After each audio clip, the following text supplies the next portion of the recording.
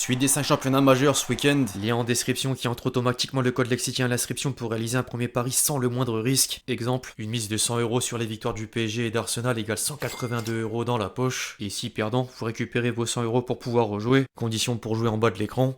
Ici c'est Paris et au revoir. Feuilleton enfin terminé. L'équipe, j'espère que vous allez bien aujourd'hui. Nouveau 5, au programme le bilan du dernier carré des 3 Coupes d'Europe après la fin de parcours des clubs français. Un focus sur le PSG entre la volonté des joueurs de terminer la saison en beauté avec un sacre en Coupe de France et les manœuvres des dirigeants parisiens pour remplacer Mbappé qui vient d'officialiser la fin de l'aventure parisienne. Une transition vers la fameuse valse des entraîneurs en cours avant de conclure en images avec une rétrospective des plus beaux tifos de la Ligue des Champions édition 2023-2024. Bref, je vais pas en dire plus les amis, je compte sur vous pour rester jusqu'à la fin de cette vidéo mais également pour m'exploser le bouton j'aime. Inutile de vous redire à quel point c'est important pour le référencement. Merci à tous ceux qui le feront. J'invite encore et toujours à tous ceux qui ne l'ont pas encore fait de télécharger gratuitement l'application SofaScore pour ne rien manquer des matchs du week-end et notamment de la fin de saison en cours. Score en direct, classement, statistiques et j'en passe. Le lien est dispo en description.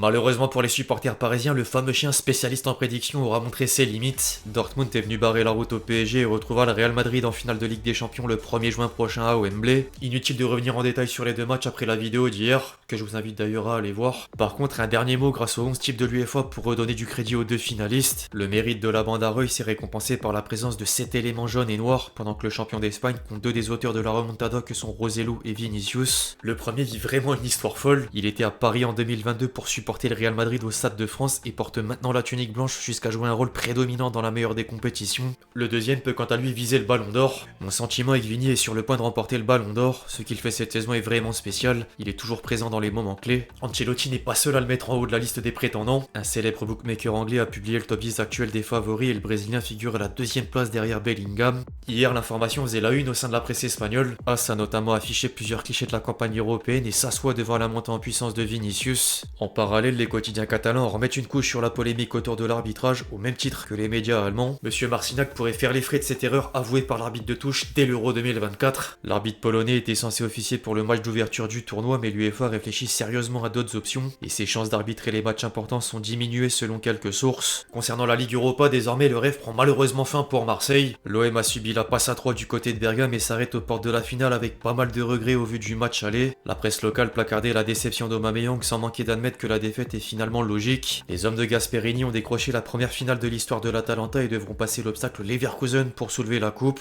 La tâche s'annonce difficile tant le script Xabi Alonso semble inébranlable. Mené 2-0 par la Roma, le champion d'Allemagne a encore arraché le match nul au bout du temps additionnel et poursuit la série d'invincibilité de toutes compétitions confondues avec un 49e match record. Leverkusen déloge le Benfica dans l'historique avant les 4 derniers matchs de la saison, dont les finales de Coupe d'Allemagne et de Ligue Europa. Quant à la 3e et dernière Coupe d'Europe, la surprise s'appelle bel et bien Olympiakos. Le club grec n'a fait qu'une bouchée d'Aston Villa et peut remercier El Khabi, auteur d'un doublé synonyme de quintuplé sur la double confrontation. Les rouges et blancs affronteront la Fiorentina pour le sacre. Au passage, le geste d'un autre joueur de l'Olympiakos valait le détour. Julian Biancone s'est permis de publier un montage de la célébration d'Emiliano Martinez au Mondial 2022 sur Insta et personne ne lui en voudra de le dédier à tous les Français. Au contraire. Plus sérieusement, cette semaine sent donc la fin de parcours pour les clubs français sur la scène européenne. Lens, Toulouse et Rennes sont sortis en barrage de Ligue Europa, Lille en quart de finale de Ligue Conférence et les meilleurs parcours reviennent à Paris et Marseille respectivement éliminés en demi-finale de la Ligue des Champions et de la compétition sœur. Maintenant l'heure est au bilan, même si les dernières échéances de la saison seront importantes. Du côté de Paris, l'équipe a regroupé les 7 erreurs fatales du PSG en demi-finale de la Ligue des Champions et fait encore une fixette sur Mbappé dont la méforme dans le jeu corrèle clairement avec l'annonce de départ officieuse du 13 février dernier. Officieuse et désormais officielle depuis moins de 24 heures. Hier, le Kicks a publié une vidéo d'adieu au PSG sur ses réseaux sociaux et remercié tout le monde sans exception, sauf Nasser Al-Khelaifi. A noter qu'il n'aura pas encore mentionné le Real Madrid non plus. Fabrizio Romano a informé néanmoins que l'accord avec la Maison Blanche est déjà bouclé et l'annonce ne paraîtra qu'après la finale de la Ligue des Champions. Le plus connu des insiders ajoute que la star tricolore percevra un salaire bien inférieur à l'offre de 2022 dans les cordes des autres stars du vestiaire madrilène. A confirmé cependant car d'autres sources appuient qu'il sera le joueur le mieux payé de très loin. Au passage, Mbappé faisait également un tour au Parc des Princes pour un barbecue avec le collectif Ultra Paris qui lui prépare un tifo avant la réception de Toulouse demain soir. La nouvelle fait évidemment la une du jour en France comme en Espagne. L'équipe lui dit merci avec un titre en espagnol et revient en détail sur le dossier au sein des pages intérieures avec la première réaction des dirigeants parisiens qui seraient soulagés de cette annonce. Je cite, « C'est la fin d'un long chapitre, nous pouvons continuer à construire un effectif jeune, discipliné, avec moins d'ego et centré sur le collectif. » Du côté de Madrid, As la joue plutôt en français et dit au revoir pour immortaliser l'événement avant le prochain qui sera l'officialisation du Real Madrid dans près de 3 semaines. Je lui dédierai bientôt une vidéo spéciale en hommage au passage de 7 ans à Paris avec buts, chiffres, palmarès et j'en passe. En parlant du Real Madrid, RMC mettait encore le sujet des Jeux Olympiques sur la table après une déclaration d'Emmanuel Macron. Le président de la République a dévoilé avoir mis le maximum de pression sur le club merengue sans le nommer pour qu'il accepte de laisser revenir à Paris jouer les JO cet été. L'autre question que tout le monde se pose, c'est comment Mbappé sera utilisé par Ancelotti. De Sailly estime justement que le Real Madrid n'est pas l'endroit parfait avec la présence de Vinicius à gauche et le statut de leader de Bellingham. Lui voit plutôt business avec une escale en Arabie Saoudite pour rafler plusieurs centaines de millions d'euros avant de revenir en Europe pour la Coupe du Monde 2026. Bon, pas sûr que l'idée plaise au principal intéressé, même si la Saudi Pro League risque encore de surprendre. Le club le plus riche de la planète est monté en première division saoudienne et devrait mettre le paquet pour attirer des joueurs parmi les 5 championnats majeurs.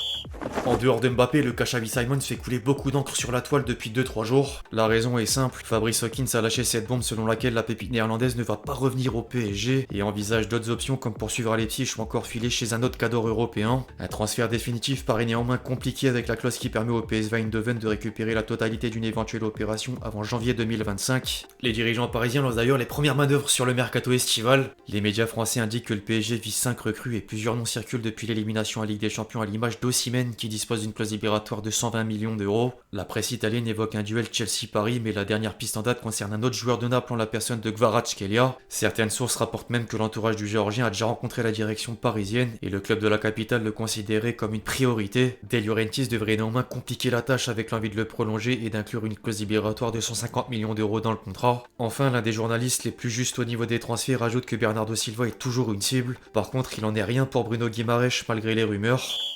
Au rayon des entraîneurs, l'effet domino arrive à grands pas au sein du championnat de France. Farioli est en discussion avec l'Ajax alors que le nom de Ghisolfi était lié à la Roma. Foot Mercato confirme que le directeur sportif de Nice a demandé à Ineos de le laisser partir. Du côté de Marseille, McCourt rembarre les rumeurs de vente. Le propriétaire de l'OM a déclaré dans les colonnes du Guardian qu'il souhaite pas vendre le club et annonce prendre en charge des investissements supplémentaires pour aider à combler le fossé avec les géants européens. La nouvelle jouera sans doute dans la balance du successeur de Jean-Louis Gasset. Les quotidiens italiens indiquent d'ailleurs que Fonseca devrait accepter la proposition olympienne et quitter Lille à l'issue de la saison. Du coup, l'AC Milan peut accélérer sur Conceição qui veut succéder à Pioli. Enfin, la dernière information concerne plutôt la Première Ligue. Foot Mercato avance d'une autre part que Manchester United a ciblé Gareth Southgate pour remplacer Ténard. Les contacts sont positifs et l'annonce d'un potentiel accord interviendra après l'Euro 2024. Là encore, affaire à suivre. Qui dit semaine de Coupe d'Europe dit forcément image d'ambiance incroyable. Le Real Madrid s'est mis à la hauteur de l'événement, mais que dire des supporters madrilènes au Bernabeu? C'est désormais l'heure de conclure sur une rétrospective de tous les tifos arborés au Parc des Princes depuis le début de la campagne européenne en guise d'hommage aux supporters parisiens pour leur travail.